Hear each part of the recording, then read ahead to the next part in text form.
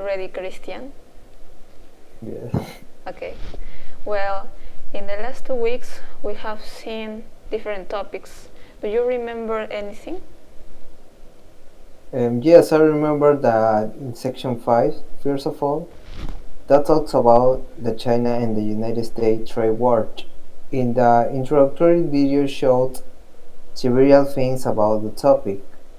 Of course, the United States planned a strategy to reduce the fiscal deficit and respond to China alert and afraid practice.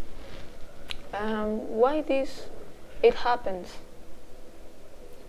That's a good question, they said. This was for a different reason. One of them, and the best known worldwide, was in recent years the China company of Huawei was dominating in the United States market due to this active chip race, leaving aside the American company Apple.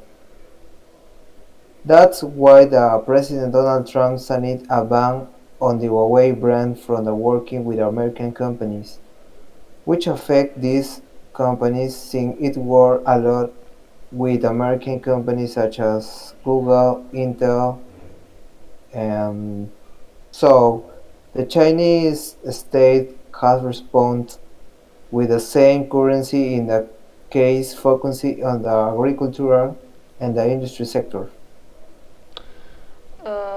So, what's your personal opinion about that?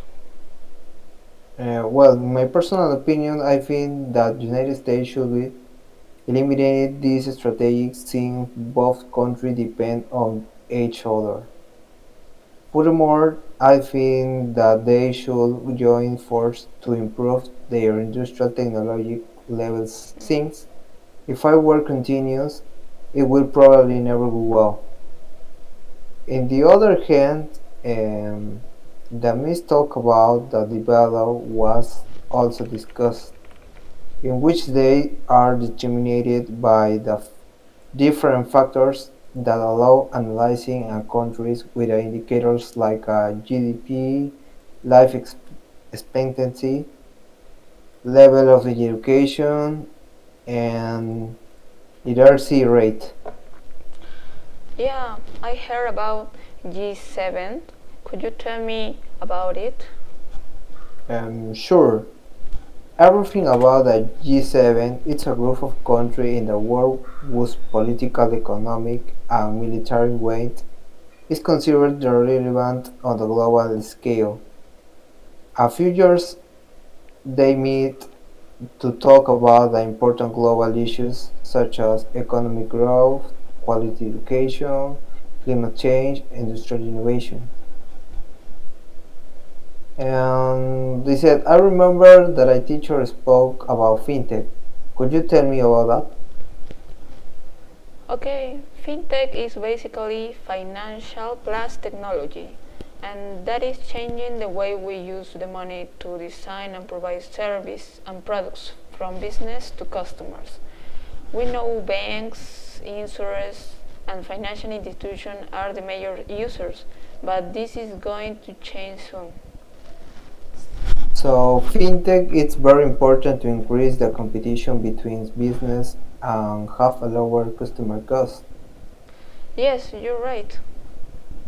But when we know that something is fintech, Well, fintech describe any company using the internet, mobile device, software, technology, or cloud service to perform or connect with financial services. For example, we have crowdfunding platforms, blockchains and cryptocurrency, mobile payments apps like BCP in our country or WeChat in China, and also peer-to-peer lenders. now you mentioned WeChat, okay, and we saw in the last video related to it. Could you explain a little more? Sure, in the video that we saw about cashless in China, said at least 700 million people in China use WeChat to pay anything and everything. This is very popular app in that country. You can also do a lot of things. You can send money, you can order dishes in a restaurant, make medical appointments and messages. It's very complete. Everything looks nice, but also have a negative side. You use WeChat. When you use WeChat, the information, your personal information about how you spend money, how much money you have in your wallet, your preference, and your friends, where do you live, they can use that information to do marketing and offer you products that you don't need at that moment, but that you will probably end up buying. So we have to have careful with that. Oh, that's a very good advice. Thank you for that information. We can stop right there.